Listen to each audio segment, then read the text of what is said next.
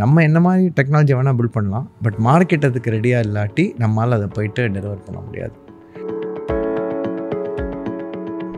College முடிச்சுட்டு டிப்பிக்கலாக எல்லோரும் பண்ணுற மாதிரி தான் இன்ஜினியரிங் போனேன். ஸோ ஏன் போனேன்னு இன்னி வரைக்கும் நான் யோசிச்சுட்ருக்கேன். பட் எல்லா ஃப்ரெண்ட்ஸும் போனாங்க. ஒரு வருஷம் கோட் அடித்தேன். அப்புறம் நான் கோட் அடிக்கிற அழகை பார்த்துட்டு அவங்களே வந்து, நீங்கள் கோட் அடிக்கிறது கம்பெனிக்கு ரொம்ப ரிஸ்க்கு,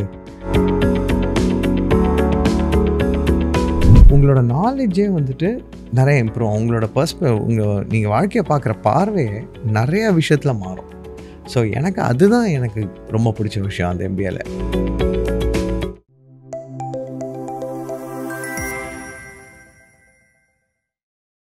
வெல்கம் டு மேஜிக் 20. பெரிய பெரிய கார்ப்பரேட் ஆஃபீஸ்லலாம் பார்த்தீங்கன்னா ஓரமாக ஒரு பெரிய ஆஃபீஸ் ஒன்று இருக்கும், பிரம்மாண்டமாக இருக்கும். எல்லாருக்குமே அந்த மாதிரி ஒரு நாள் ஒர்க் பண்ணணும்னு ஆசை. ஸோ அப்படி அந்த இடத்துல உட்கார்ற C-level CEOs, CTOs, CROs அவங்களோட தாட் ப்ராசஸ் எப்படி இருக்குது அப்படிங்கிறத கேட்க தான் இந்த show. Welcome to magic Tamil corner office. இன்றைக்கி நம்ம கூட பேசுகிறதுக்கு mister Rajiv Ramanan, co-founder of SpendFlow நம்ம கூட இருக்காங்க. Welcome Rajiv. Hi Radha. Hi. Thank you. Magic 20 team, very happy to be here. உங்களோட ஏர்லி லைஃப், சைல்ட்ஹுட், நீங்கள் சென்னை பையனா, எந்த ஊர் பையன் அப்படிங்கிறது தெரிஞ்சுக்கலாமா? நான் தர லோக்கல். ஓகே, பிறந்தது வளர்ந்தது எல்லாமே சென்னை தான். பத்மா சேஷாத்ரி ஸ்கூல் KK நகரில் படிச்சுட்டு அதுக்கப்புறம் 11th and 12th அஹோபிலா மட் அப்படின்னு ஒரு ஸ்கூலில் T நகரில் படித்து. ஸோ பிறந்தது எல்லாமே வெஸ்ட் மாம்பலம், T நகர் அந்த ஏரியாவில் வளர்ந்துட்டு, காலேஜும் இங்கே ஹிந்துஸ்தான் குரூப்போட KCG காலேஜ் ஆஃப் டெக்னாலஜியில் படிச்சுட்டு வேலைக்கு மட்டும்தான் அதுக்கப்புறம் வெளியூர் போனது. ஸோ அது வரைக்கும் பிறந்தது வளர்ந்தது எல்லாமே நம்ம ஊர் தான். Okay, what was your first job? So college முடிச்சுட்டு டிப்பிக்கலாக எல்லோரும் பண்ணுற மாதிரி தான் இன்ஜினியரிங் போனேன். ஸோ ஏன் போனேன்னு இன்னி வரைக்கும் நான் யோசிச்சுட்ருக்கேன். பட் எல்லா ஃப்ரெண்ட்ஸும் போனாங்க, வாய்ப்புகள் நிறையா இருக்குன்னு தோணுச்சு. சரி, ஓகே பண்ணலான்னு சொல்லிட்டு இன்ஜினியரிங் பண்ணேன். ஓகே, ஸோ இன்ஜினியரிங் அதுக்கப்புறம் முடிச்சுட்டு கேம்பஸில் HCLல செலக்ட் ஆனேன். பட் என்னோட இன்னும் கொஞ்சம் க்ளோஸ் ஃப்ரெண்ட்ஸ் எல்லாம் வந்து இன்ஃபோசிஸில் ஆஃப் கேம்பஸில் செலக்ட் ஆனாங்க. சரி, நானும் அங்கேயே போகலான்னு சொல்லிட்டு ஆஃப் கேம்பஸில் போய் இன்ஃபோசிஸ் செலக்ட் ஆகிட்டு இன்ஃபோசிஸ்க்கு போனேன். அதுதான் ஃபஸ்ட் ஜாப். எவ்வளோ வருஷம் Infosys? What was your first role? ஒரு 5.5 வருஷம் இருந்தேன் இன்ஃபோசிஸில். So started off as a developer தான் டெக்னிக்கலாக. ஒரு வருஷம் கோட் அடித்தேன். அப்புறம் நான் கோட் அடிக்கிற அழகை பார்த்துட்டு அவங்களே வந்து, நீங்கள் கோட் அடிக்கிறது கம்பெனிக்கு ரொம்ப ரிஸ்க்கு, நீங்கள் வாயில் நிறையா பண்ணுறீங்க அப்படின்னு சொல்லிட்டு நம்மளை யூகேக்கு கஸ்டமர் ஃபேஸிங் ரோல் காமிச்சிட்டாங்க. So more than a developer, I was working as a business analyst for 3-4 years in UK. So அங்கே தான் வந்துட்டு மேக்ஸிமம் கற்றுக்கிட்டது இன்ஃபோசிஸில். Okay, nice. ஸோ அதுக்கப்புறம் நீங்கள் ISBயில் 1 year படிச்சிங்க இல்லையா? ஆமாம். ஸோ UK போனதுக்கப்புறம் என்னாச்சுன்னா, அங்கே ரொம்ப நிறைய life changing experiences. So first of all எனக்கு அங்கே ஒரு ஃபென்டாஸ்டிக் டீம் அண்ட் மேனேஜர் இருந்தார், ராஜுன்னு சொல்லிட்டு. ஸோ அவர்கிட்ட தான் நான் ரொம்ப நிறைய விஷயம் கற்றுட்ருக்கேன். ஸோ என் ஃப்ரெண்ட்ஸும் அங்கே என்னோடய போனாங்க. அது ரொம்ப ரேண்டமான விஷயம். நான் UK போன போது UKல ஸ்விண்டன் அப்படின்னு ஒரு கிராமத்தில் தான் போயிட்டு ஃபஸ்ட்டு மூவ் ஆகிறேன். ஸோ ஸ்விண்டனுங்கிறது நிறைய பேர் UKல இருக்கிறவே நிறைய பேருக்கே தெரியாது, அந்த மாதிரி ஒரு ஊர் அது. ஸோ பட் அங்கே போனால் நேஷன் வைட்னு ஒரு பெரிய பேங்க்கு, அவங்களோட ஹெட் குவார்ட்டர்ஸ் அந்த ஊரில் தான் இருக்குது. ஸோ அந்த பேங்க்கில் போய்ட்டு நாங்கள் ஒர்க் பண்ணுறோம். அண்ட் ஒர்க் பண்ண ஆரம்பிக்கும் போதே என்னென்னா, நாங்கள் அந்த பேங்க்கில் ஃபஸ்ட்டு மேஜர் அவுட் சோர்சிங் பார்ட்னராக நாங்கள் அந்த ப்ராஜெக்டை வின் பண்ணியிருந்தோம் இன்ஃபோசிஸில். ஸோ நான் போயிட்டு அங்கே ரொம்ப வருஷமாக வேலை செய்கிற சில பேரை நான் ரீப்ளேஸ் பண்ண வேண்டிய நிலமை இருந்தது. ஸோ ரொம்ப ஃப்ரெண்ட்லியான என்வாயர்மெண்ட் இல்லை. ஏன்னா நாங்கள் அவங்கக்கிட்டேருந்து வேலை கற்றுக்கணும், அவங்கள நான் ரீப்ளேஸ் பண்ணுறேன், அவங்க எனக்கு வேலை சொல்லித்தரணும். ஸோ கண்டிப்பாக அவங்க ஒன்றும் பெருசாக எஃபர்ட் போடலை. பட் நம்ம வேலையை நம்ம பண்ணி ஆனோம், ஏன்னா நம்ம இதை பண்ணித்தருவோம்னு சொல்லிட்டு தான் ப்ராஜெக்டை வின் பண்ணியிருக்கோம். ஸோ அங்கே நிறையா கற்றுக்கிட்டோம். எப்படி வந்துட்டு கஸ்டமர்ஸோட வேலை பண்ணுறது, எப்படி ஒரு தெரியாத விஷயத்தில் எஃபர்ட் போட்டு கற்றுக்கிறது.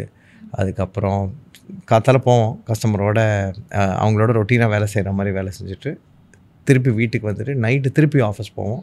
போயிட்டு அந்த கோடெல்லாம் படிச்சுட்டு புரிஞ்சுக்கிட்டு ரிவர்ஸ் இன்ஜினியர் பண்ணிவிட்டு கஸ்டமர்ஸ் எல்லாம் திருப்பி வரதுக்கு முன்னாடி வீட்டுக்கு போய்ட்டு குளிச்சுட்டு திருப்பி ஆஃபீஸ் வருவோம். இந்த மாதிரியே ஒரு 2-3 மாதம் கண்டினியூஸாக பண்ணி அதில் ஒரு சப்ஜெக்ட் மேட்டர் எக்ஸ்பர்ட் அளவுக்கு நாலேஜ் டெவலப் பண்ணிவிட்டு அதுக்கப்புறம் அந்த ப்ராஜெக்ட்ஸ் எல்லாம் இம்ப்ளிமெண்ட் பண்ணோம்.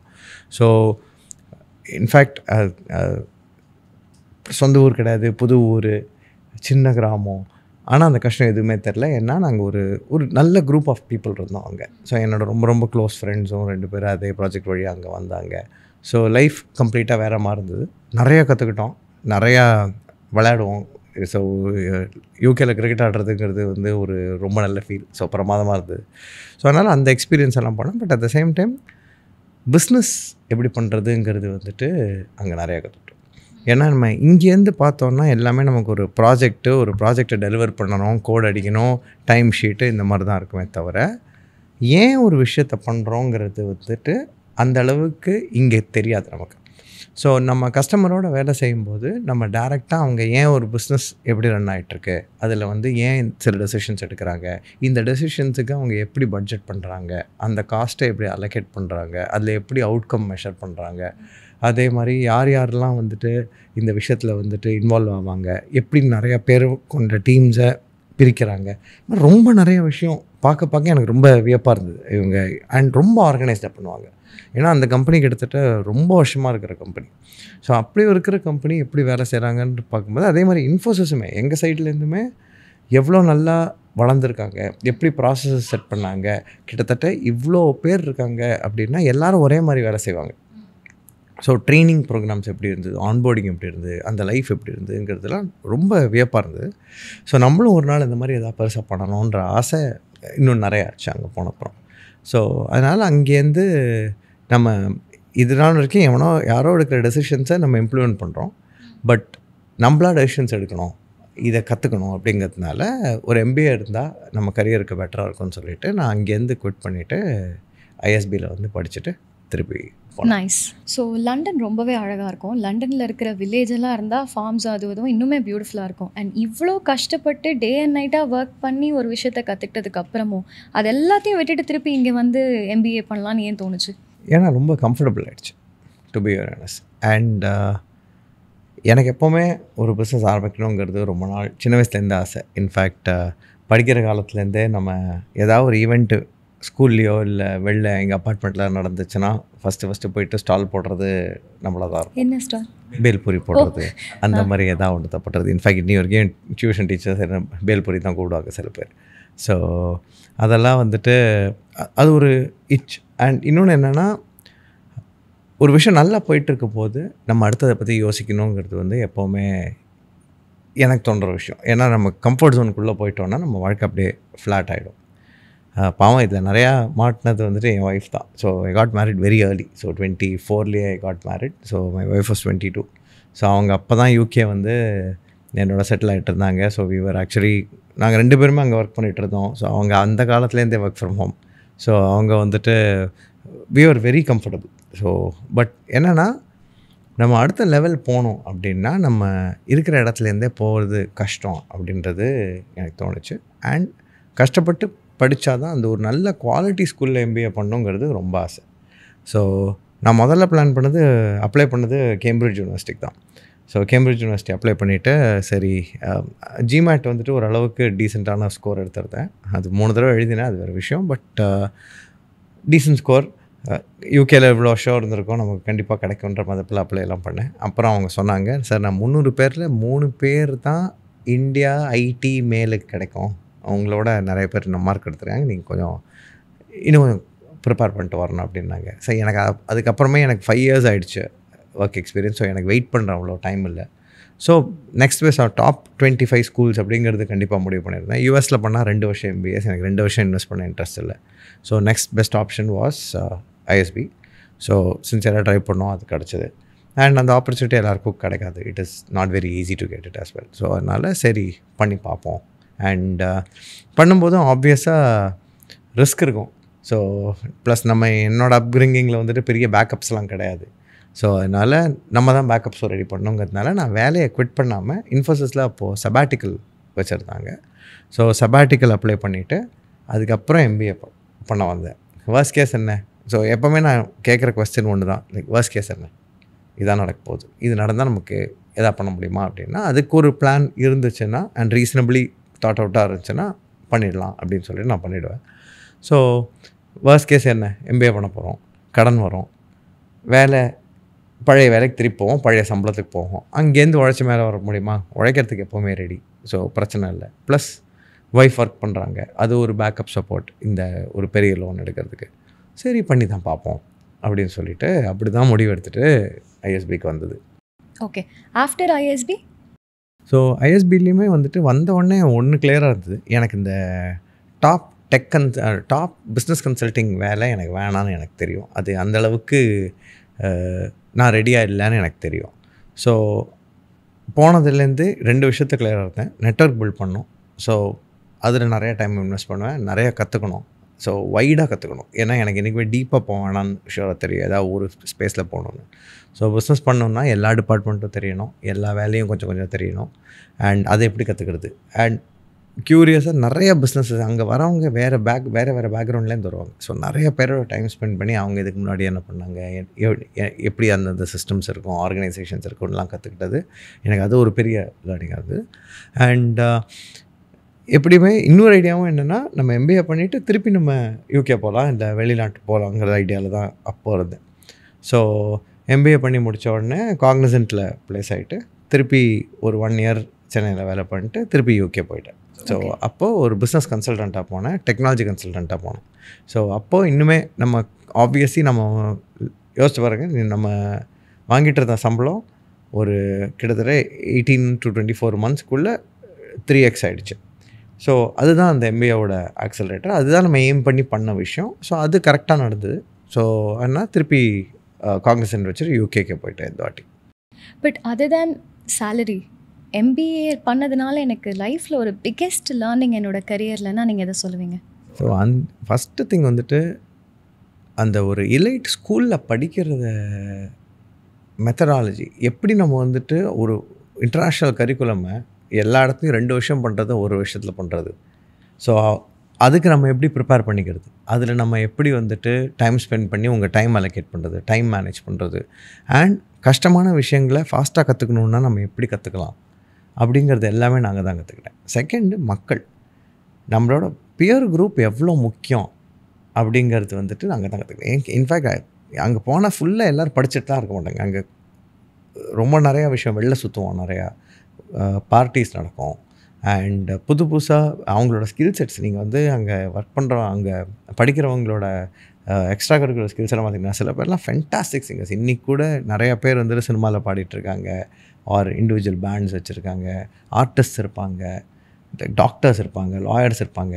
ஸோ அந்த உங்களோட நாலேஜே வந்துட்டு நிறைய இம்ப்ரூவ், உங்களோட நீங்கள் வாழ்க்கையை பார்க்குற பார்வையே நிறைய விஷயத்தில் மாறும். ஸோ அதுதான் எனக்கு ரொம்ப பிடிச்ச விஷயம் அந்த எம்பிஏல. அண்ட் அந்த ஃப்ரெண்ட்ஷிப்பும் ரொம்ப டீப்பாக இருக்கும். ஏன்னா எல்லாருமே அந்த 1 இயர் அந்த கிராம்டாக ஒரு இடத்துல உட்காந்து வேலை பண்ணி கஷ்டப்படுறவங்கிறது போது சேர்ந்து கஷ்டப்படுறவங்களோட ஃப்ரெண்ட்ஷிப்ஸ் என்றைக்குமே டீப்பாக இருக்கும். அது நான் மிக பெருசாக கற்றுக்கிட்டது அங்கே. Very nice. So Infosys, ISP and Cognizant, எவ்வளோ வருஷம் காக்னிசன்ட்? காக்னிசன்ட் ஆல்மோஸ்ட் 2 இயர்ஸ் இருந்தேன். பட் அதுக்கு மேலே அதான், ஸோ 1 இயர் சென்னையில் ஒர்க் பண்ணேன், திருப்பி நான் யூகே போய்ட்டு அங்கே கன்சல்டிங் பண்ணிகிட்டு இருந்தேன். ஆஸ் யூஷுவல் நமக்கு ஐஎஸ்பி பண்ணிட்டு போனதுனால என்னாச்சுன்னா எனக்கு அந்த ரெஸ்ட்லெஸ்னஸ் ஜாஸ்தி ஆகிடுச்சு. ஸோ யூஷுவலாக வந்துட்டு கொஞ்சம் நிறைய நாள் இருந்தால் தான் எனக்கு அந்த ரெஸ்ட்லெஸ்னஸ் வரும், இது கொஞ்சம் ஸ்டேபிளாக இருக்குது, நம்ம அடுத்து இதாக பண்ணோன்னு. பட் இங்கே வந்துட்டு நம்ம நிறைய விஷயம் பார்த்ததுனால இல்லை இன்னும் கொஞ்சம் ஃபாஸ்ட்டாக இருக்கணும். ஏன்னா அங்கே கன்சல்டிங் பண்ணாலும் அது ஒரு என்டர்பிரைஸ். ஸோ பேசிக்காக பெரிய கஸ்டமர்ஸ், பெரிய ப்ராஜெக்ட்ஸ், இம்பேக்ட்ஃபுல்லாக இருக்கும் வேலை. ஆனால் நம்ம பண்ணுறதோட இம்பேக்ட் நமக்கு தெரியறதுக்கு கஷ்டமாக இருக்கும். ஏன்னா நம்ம ஒரு பெரிய ப்ராஜெக்டில் சின்ன பார்ட்டை பண்ணிகிட்ருப்போம். ஸோ எனக்கு அது எப்போவுமே அதில் வந்துட்டு நம்ம இம்பேக்ட் இன்னும் கொஞ்சம் தெரிகிற மாதிரி எதாவது பண்ணலாமே, அண்ட் இன்னும் கொஞ்சம் புதுசாக எதாவது கற்றுக்கணுன்னா அதுக்கு அவென்யூஸ் இருக்குமா, ஃபாஸ்ட்டாக வளரணுன்னா. ஏன்னா நான் வளரணுன்னா அந்த ஆர்கோட க்ரோத்தை பொறுத்தா நான் வளர முடியும். அந்த ஆர்கில் அந்த இண்டிவிஜுவல்ஸ் கொஞ்சம் ஃபாஸ்ட்டாக வளரணுன்னா அதுக்கு வந்துட்டு அவங்கவுங்க ஸ்ட்ரக்சர்ஸில் இடம் இருக்கணும். ஏன்னா it's a large organisation. So அது நான் நினைக்கிற ஸ்பீடுக்கு அது மூவ் ஆகுது, அது நினைக்கிற ஸ்பீடுக்கு நான் மூவ் முடியாது. ஸோ எனக்கு வந்துட்டு அது செட் ஆகலை. ஸோ அதனால் எனக்கு வந்துட்டு இன்னும் கொஞ்சம் ஃபாஸ்ட்டாக எதாவது பண்ணலாம் அப்படின்னு ஒரு கட்டம் வந்தது. சரி, அப்போது மேபி ஸ்டார்ட் அப்ஸ்க்கு போகலாம் அப்படின்றது ஒரு தாட் இருந்தது. ஸோ அப்போ தான் என்னோடய ப்ரொஃபஷ்னல் மென்டர் ஏகே நான் திருப்பி மீட் பண்ணேன். ஸோ அவர் யூகேல தான் இருந்தார். பட் அவர் தான் என்னோடய சின்ன வயசுலேருந்தே எனக்கு ஒரு பெரிய மென்டர் அண்ட் கைடு.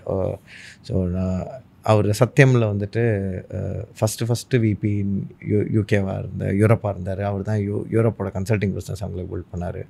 ஸோ எனக்கு ஒரு பிரதர் மாதிரி. ஸோ அவர்கிட்ட தான் நான் போயிட்டு கேட்டுட்டு இருந்தேன். அப்போ தான் அவர் சொன்னார், நான் ஒரு ஸ்டார்ட் அப் போகிறேன், ஸோ நான் அந்த கம்பெனிக்கு பிரசிடெண்ட்டாக போகிறேன், ஸோ நீ வேணா வா, வந்துட்டு ஸ்டார்ட் அப் பிஸ்னஸ் கற்றுக்கோ, திருப்பி யூகே வந்துட்டு நீ வேணா எக்ஸ்பேண்ட் பண்ணிக்கோ.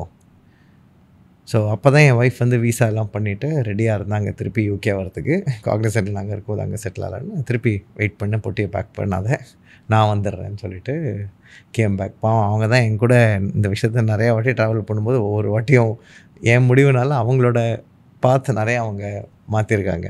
But again I hope it's all for the good. So அதனால் திருப்பி வந்துட்டு நான் இந்தியாவில் அந்த கம்பெனி ஜாயின் பண்ணேன்.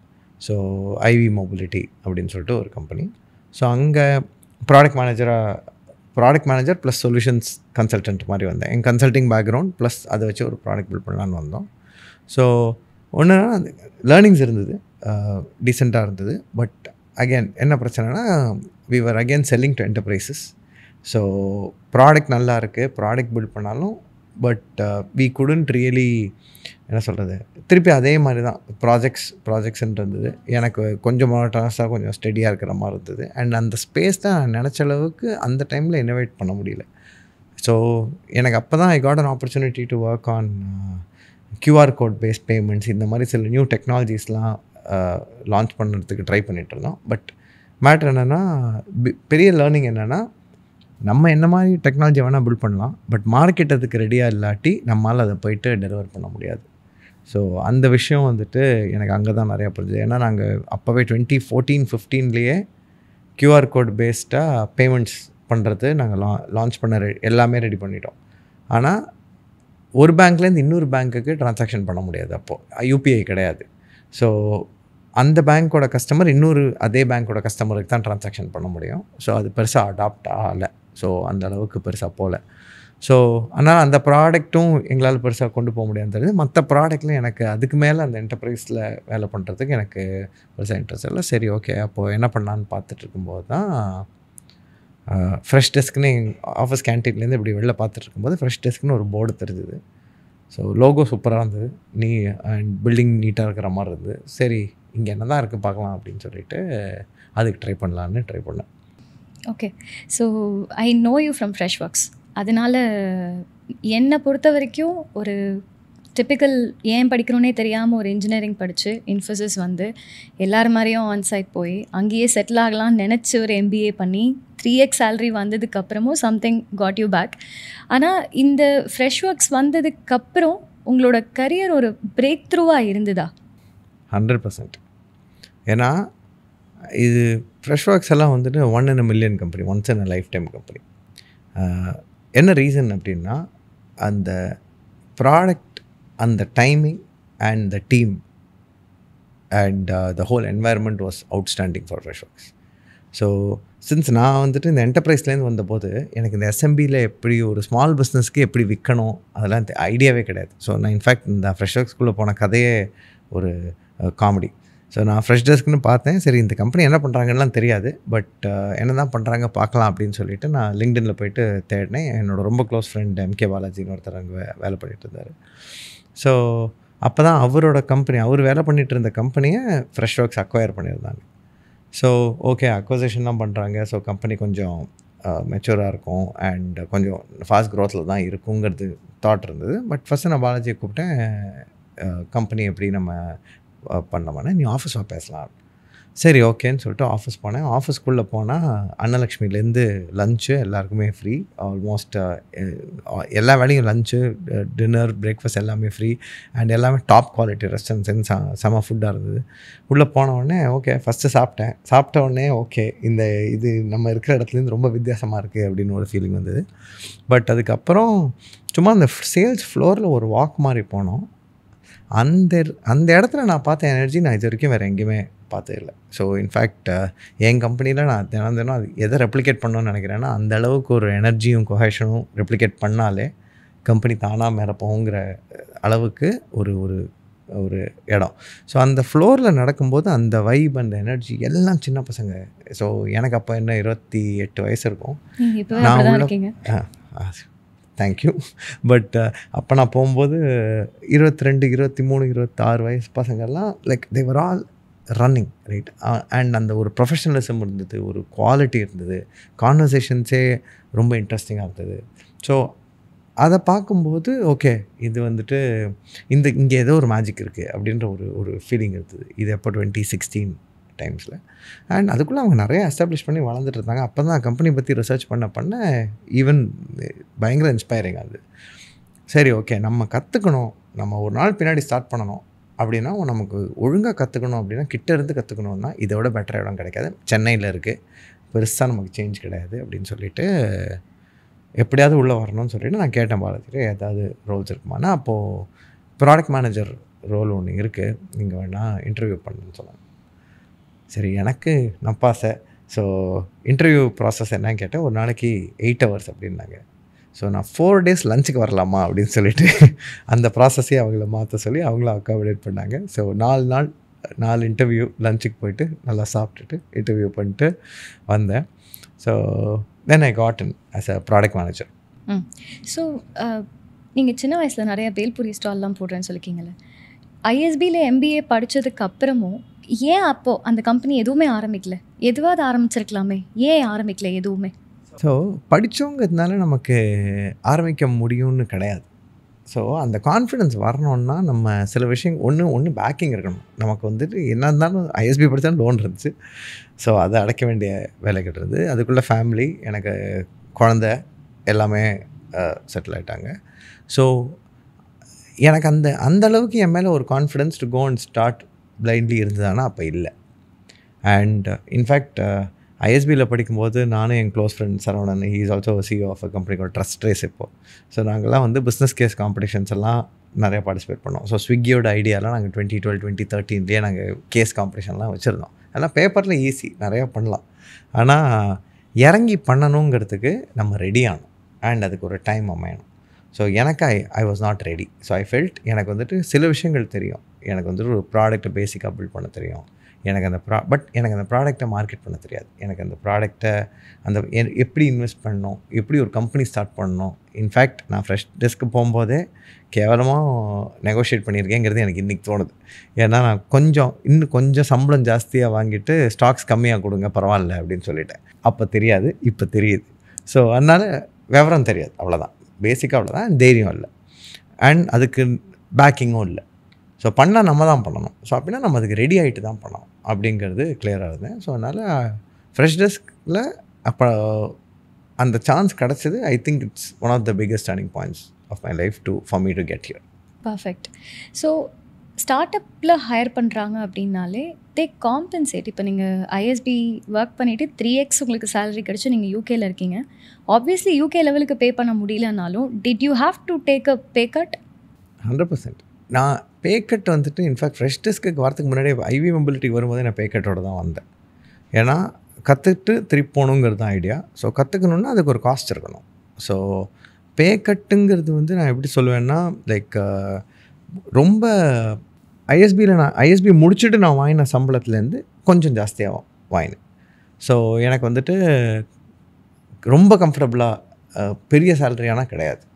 பட் என் லோன்ஸை மேனேஜ் பண்ண முடிஞ்சது, கொஞ்சம் சேவ் பண்ண முடிஞ்சது, அந்த அளவுக்கு தான் இருந்தது.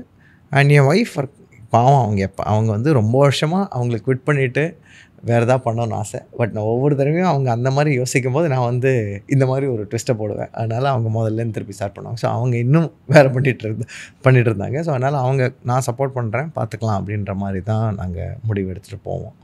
ஸோ அந்த டெசிஷனும் அப்படி தான் இருந்தது. ஸோ பேக்கப் எனக்கு அவங்க வேலை பண்ணுறது ஒரு பேக்கப்பாக இருந்தது. Plus enough salary. யூகே அளவுக்கு கண்டிப்பாக கிடையாது, அதில் 1/3 தான் வந்தது. பட் இந்த ஆப்பர்ச்சுனிட்டிலேருந்து தான் நம்ம பெருசாக போக முடியுன்றது எனக்கு கிளியராக தெரிஞ்சது. ஸோ அதனால் அந்த சான்ஸ் எடுக்கலாம் அப்படின்னு எடுத்தது.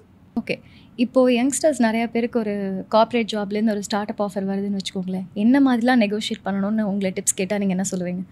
ஸோ அது இவாலுவேட் பண்ணணும் ஃபஸ்ட்டு. என்ன மாதிரி ஸ்டார்ட் அப், அந்த ஸ்டார்ட் அப்போட டீம் என்ன, ப்ராடக்ட் என்ன, அதுக்கு மார்க்கெட் பெருசாக இருக்கான்னு கொஞ்சம் இவாலுவேட் பண்ண தெரியணும். ஸ்டார்ட் அப்லேருந்து கார்ப்பரேட்லேருந்து ஸ்டார்ட் அப்புங்கிறதுல எப்போவுமே ஒரு ரிஸ்க் இருக்கும். அது இல்லைன்னா சொல்ல முடியாது. ஸ்டார்ட் அப்புனாலே கண்டிப்பாக ரிஸ்க்கு செய்யும். பட் இன்னி பொறுத்த வரைக்கும் ஏஐ இருக்கிற வேர்ல்டில் எந்த வேலையிலையுமே ரிஸ்க் இருக்குது, அது இல்லைன்னு நம்ம சொல்லவே முடியாது.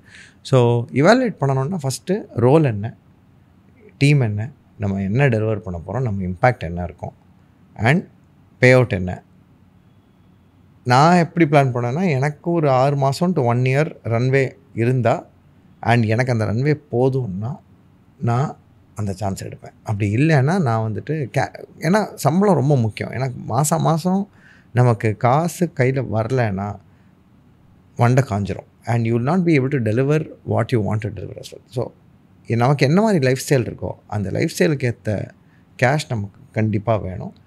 லைஃப் ஸ்டைலை ஃபுல்லாக இன்க்ரீஸ் பண்ணிவிட்டு அதுக்கப்புறம் நான் வந்து ரிஸ்கியாக ஒரு வேலை எடுப்பேங்கிறது வந்து probably not the right way to do. But அதே மாதிரி எல்லா ஸ்டார்ட்அப்ஸும் சக்ஸஸ்ஃபுல் ஆகுமானா தெரியாது. சான்ஸ் ரொம்ப கம்மி.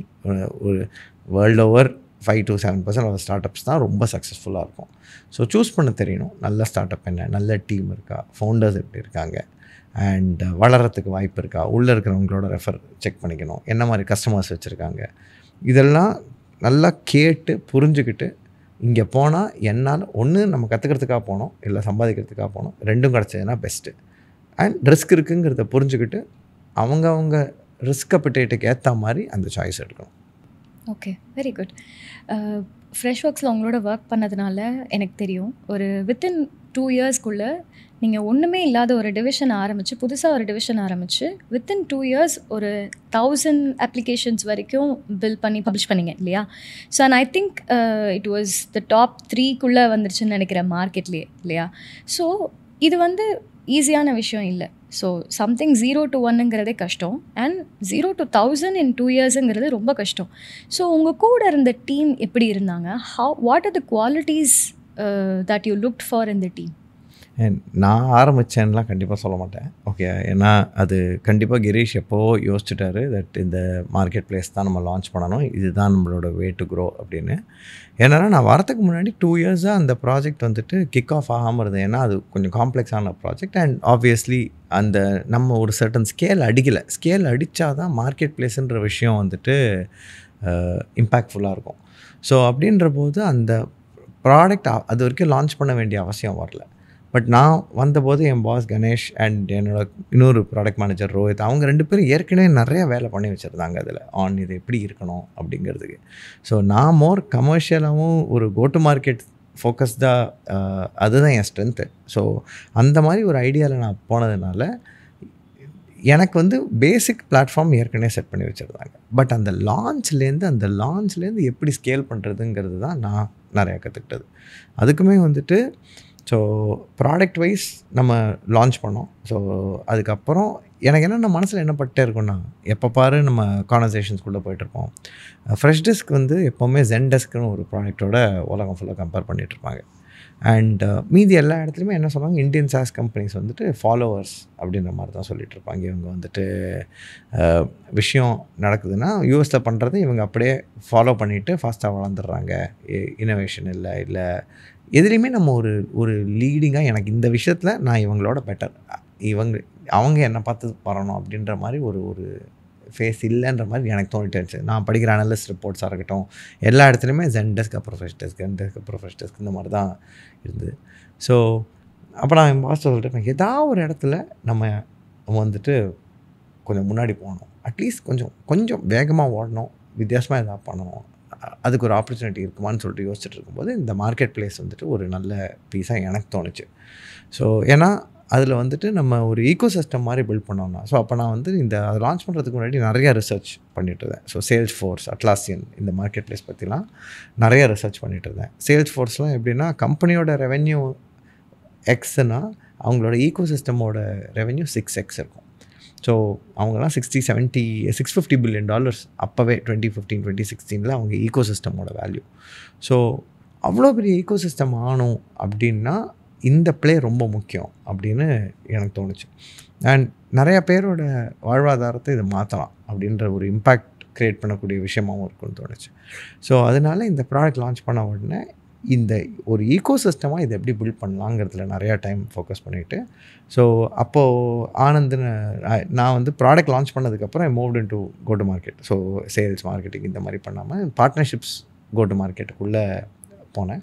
ஆனந்துன்னு என் பாஸ் வந்தார். ஸோ இன்னி வரைக்கும் நான் work பண்ணலே like one of the best people. So he is my very close friend and boss now.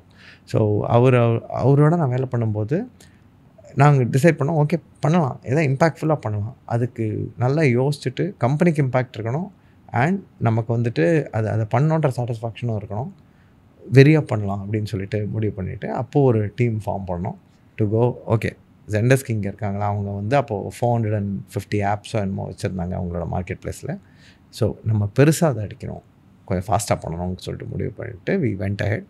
2.5 வருஷத்தில் வி டச் 1000 ஆப்ஸ் அந்த மார்க்கெட் ப்ளேஸ். அது வந்துட்டு கிட்டத்தட்ட அட்லாசியன் சேல்ஸ் ஃபோர்ஸ்க்கு அப்புறம் 3rd பிக்கஸ்ட் ஈகோசிஸ்டமாக நம்ம அதை கொண்டு வந்தோம். ஆனால் அதனால் நிறைய பிஸ்னஸ் இம்பாக்டும் இருந்துச்சு. ஏன்னா அவ்வளோ அப்ளிகேஷன்ஸ் இருக்குன்னா நம்ம டீல்ஸ் நிறையா தோக்க மாட்டோம். நம்ம கஸ்டமர் கிட்ட கேட்கும்போது நான் இந்த ப்ராடக்ட்ஸ் வச்சுருக்கேன்னா என் ப்ராடக்ட் ஏற்கனவே அதோட இன்டெகிரேட் ஆகிருக்கு, அதோட சேர்ந்து வேலை செய்யும் அப்படின்னு சொல்ல முடிஞ்சுது. ஸோ பிஸ்னஸ்லேயும் அதில் இம்பேக்ட் வர ஆரம்பிச்சிது.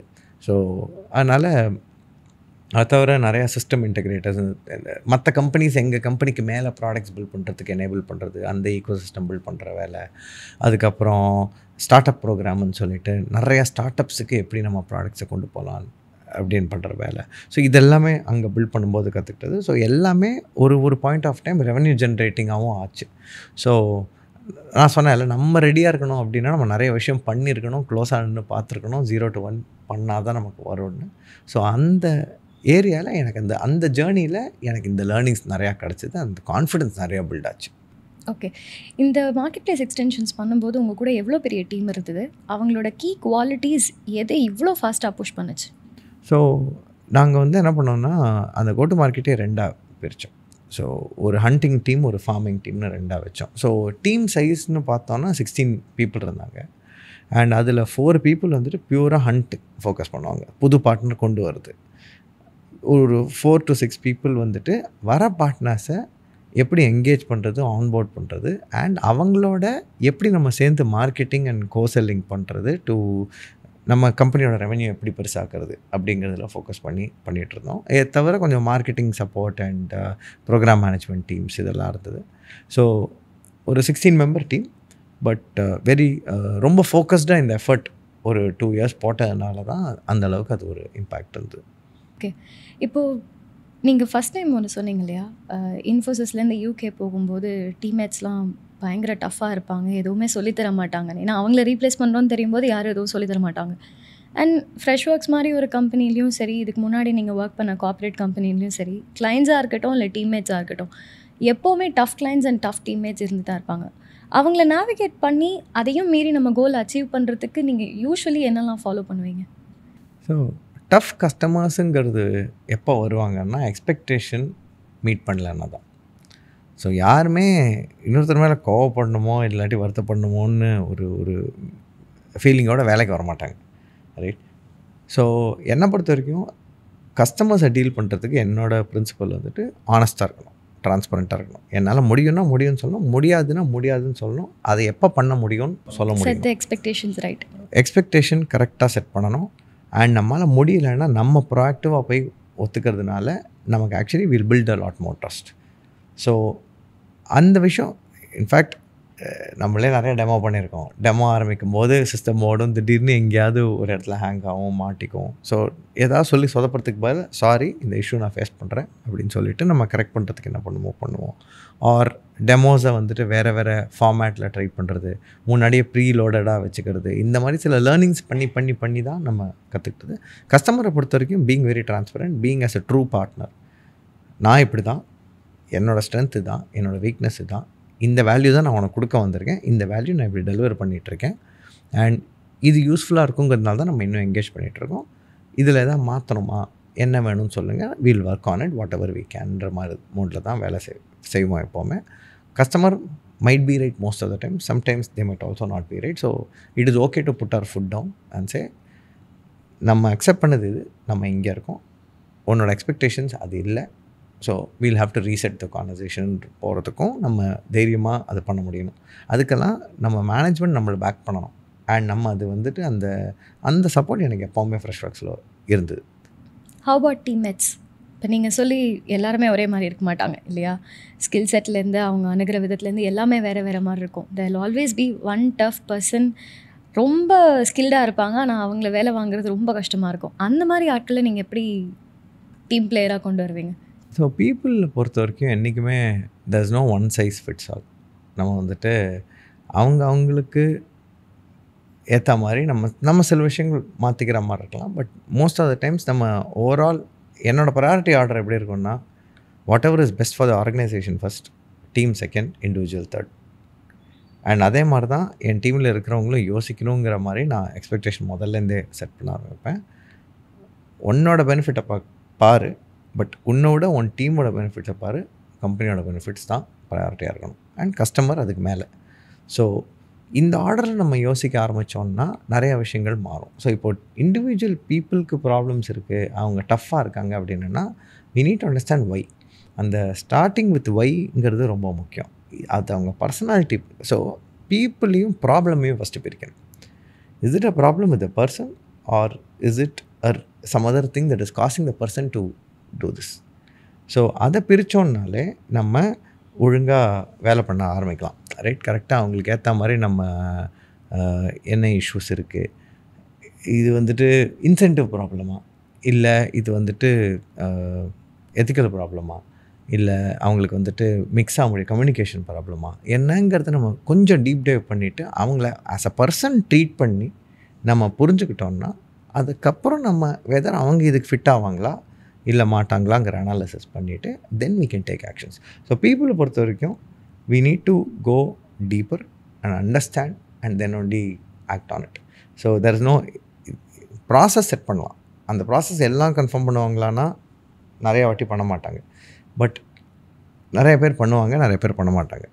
யார் பண்ணுறாங்களோ அது நமக்கு ஒர்க் ஆகிட்டுருக்கு அண்ட் இம்ப்ரூவ்மெண்ட்ஸ் இருக்குதுன்னா அதர்ஸ் அதை ஃபாலோ பண்ணுறதுக்கு நம்ம அந்த எக்ஸாம்பிள்ஸை கொடுத்து அவங்களுக்கு இது பண்ணால் இது நடக்குதுன்ற இம்பேக்ட் தெரிஞ்சால் ஜென்ரலாக எல்லாம் ஃபாலோ பண்ணிவிடுவாங்க. ஸோ இம்பேக்ட் தெரியாமல் ஒருத்தருக்கு கிளாரிட்டி இல்லாமல் நீங்கள் இதை பண்ணுங்கள் நம்ம சொல்லிட்டு தானே பண்ண மாட்டாங்க.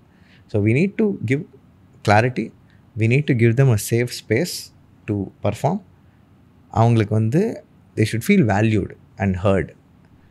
இந்த 3 இருந்தாலே and there should obviously be a purpose. அவங்க எதுக்கு ஒன்று பண்ணுறாங்க அண்ட் அது அவங்களோட பர்பஸோட கொஞ்சம் அலைன் ஆச்சுன்னா அப்போது பர்ஃபார்மன்ஸ் என்றைக்குமே செம்மையாக இருக்கும். அண்ட் அதுக்கேற்ற மாதிரி நம்மளும் அந்த ஒரு ரொம்ப ஸ்ட்ராங் டீமை பில்ட் பண்ணலாம்.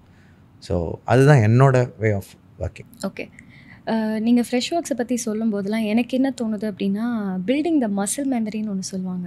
ஸோ நீங்கள் அதை பண்ணி உங்கள் மசில் மெமரியில் அதை ஏற்றிருக்கீங்க. ஸோ நீங்கள் ஜிடிஎம்னு அடிக்கடி சொல்லிகிட்டே இருக்கீங்க. இப்போது மார்க்கெட்டிங்னா என்னன்னே தெரியாதவங்களுக்கு, ஜிடிஎம்னா என்னன்னே தெரியாதவங்களுக்கு சிம்பிளாக புரியணும்னா வாட் இஸ் ஜிடிஎம்? ஏன் அது அவ்வளோ இம்பார்ட்டன்ட் ஸ்டார்ட் அப்ஸ்க்கு? ஸோ கோ டு மார்க்கெட் ஏன் ரொம்ப முக்கியம்னா, நீங்கள் எவ்வளோ பெரிய சிம்பிளாக சொல்லணும்னா நீங்கள் ஒரு ஃபெராரியே கூட பில்ட் பண்ணலாம், ஆனால் அது ஃபேக்ட்ரியில் இருக்கிற வரைக்கும் அது யூஸ்லெஸ். ஸோ அதை யாருக்காக பில்ட் பண்ணுறோமோ அது அவங்க கையில் கொண்டு போக வைக்கிறது தான் கோ டு மார்க்கெட்.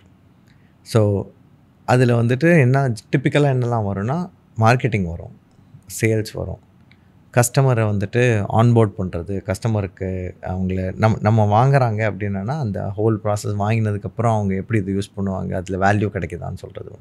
அதே மாதிரி கஸ்டமர் சக்ஸஸ்னு வரும். அதாவது ப்ராடக்ட் வாங்கிட்டாங்க, போஸ்ட் சேல் அவங்க ஹாப்பியாக இருக்காங்களா, அது அந்த வாங்கின பர்பஸ் அவங்களுக்கு மீட் ஆகுதா, ஏதாவது பிரச்சனை இருந்ததுன்னா டீல் பண்ணுவோமா, கஸ்டமர் சக்ஸஸ் அண்ட் சப்போர்ட் இந்த மாதிரி வரும். ஸோ இந்த எல்லா ஃபங்க்ஷனும் சேர்ந்து தான் கோ டு மார்க்கெட்னு சொல்லுவோம். ஸோ கஸ்டமர் ஃபேக்ட்ரியிலேருந்து ஒரு ஐட்டத்தை வெளில கொண்டு போய் கஸ்டமர் கையில் கொடுத்து அவன் வேல்யூ பார்க்க வச்சு திருப்பி நம்மக்கிட்ட வாங்க வர வரைக்கும் எல்லாமே பார்க்குறது தான் கோ டு மார்க்கெட். ஸோ ஒரு பார்ட் எதை வேணால் பில்ட் பண்ணலாம், பட் அதோட ரியல் ஃப்ரூட் அதை ஒருத்தர் யூஸ் பண்ணும்போது நம்ம ஒரு பெரிய குக்காக இருக்கலாம், ஒரு ஷெஃபாக இருக்கலாம், பட் நம்மளோட ரியல் ஃப்ரூட் அந்த ப்ராடக்ட் ஒருத்தர் சாப்பிட்டு அது சந்தோஷமாக இருக்காங்க, திருப்பி நான் இங்கே வரேன்னு சொல்லிட்டு வந்து வாங்கும்போது தான் நமக்கு பிஸ்னஸ் பில்ட் ஆகும் அண்ட் அந்த சாட்டிஸ்ஃபேக்ஷன் கிடைக்கும். ஸோ அதுதான் go to market. Okay, thanks. So Girish கிட்டேருந்து நீங்கள் கற்றுக்கிட்ட ஒரு 4 விஷயம், அவரை பார்த்து பொறாமப்படுற 1-2 விஷயம். 4 விஷயம் நான் ஏகப்பட்டது இருக்குது. ஸோ பட் நான் பொறாமப்படுற விஷயம் ஃபஸ்ட்டு சொல்கிறேன். இல்லை, ஸ்டோரி டெல்லிங். அவரை மாதிரி அழகாக கதை சொல்கிறவங்க லைக் பார்க்கவே முடியாது. நான் அவர்கிட்டே போய் 4 தடவை கேட்டிருக்கேன், நீங்கள் எப்படி இந்த கதைக்கு வரீங்க, எப்படி ஒரு கதை சொல்கிறீங்க? ஏன்னா அது அவ்வளோ ரியலாக இம்பேக்ட்ஃபுல்லாக இருக்கும். இன்ஃபேக்ட் என்னை பொறுத்த வரைக்கும் ஃப்ரெஷ் ஒர்க்ஸில் ஏர்லி டேஸில் ஏகப்பட்ட பேர் அந்த கம்பெனிக்காக வேலை செய்யற எல்லாருமே கிரீஷ்காக வேலை பண்ணாங்க. இன்ஃபேக்ட் நானும் ஒரு பெரிய ஃபேன் பாய். அவர்கிட்டேருந்து கற்றுக்கிட்ட விஷயங்களில் ஏகப்பட்ட விஷயங்களில் மெயின் எனக்கு வராதது இன்னும் நான் ட்ரை பண்ணிகிட்டே இருக்கிறது, அதை டீகோட் பண்ணுறதுக்கு அண்ட் எப்போ பார் கற்றுக்கணும்னு நினைக்கிறது இந்த ஸ்டோரி டெல்லிங். ஏன்னா அவரால் ஒரு காம்ப்ளெக்ஸான விஷயத்த ரொம்ப அழகாக பேக்கேஜ் பண்ணி எல்லாருக்கும் புரிகிற மாதிரி கொண்டு வந்துட்டு அண்ட் அதுலேயும் எல்லோரும் இன்ஸ்பயர் பண்ணுற மாதிரியும் இருக்கும். ஸோ ரொம்ப சிம்பிளான விஷயமா இருந்தாலும் ரொம்ப பவர்ஃபுல்லாக இருக்கும். அண்ட் அது 1-2 தடவை இல்லை, ஒவ்வொரு தடவையும் அந்த கம்பெனியில் ஒவ்வொரு பெரிய ஸ்டெப் எடுக்கும்போதும் அவர் கொண்டு வர அவர் போடுற எஃபர்ட் அந்த கதையில் அவ்வளோ இம்பார்ட்டண்ட்டாக இருக்கு. அது இன்ஃபேக்ட் நான் வேறு யார்ட்டையுமே அவ்வளோ பார்த்ததில்லை. அண்ட் அது தான் நான் பொறாமப்படுறது அண்ட் கற்றுக்கணும்னு நினைக்கிறது. ஸோ அது மற்றபடி ஆப்ரேட்டிங் நிறைய விஷயங்கள் நான் அவரோட பழகும்போது கற்றுக்கிட்டது என்னென்னா, கூட வேலை செய்கிறவங்களை எப்படி மேலே கொண்டு வருது, டேலண்ட் ஸ்பாட்டிங்.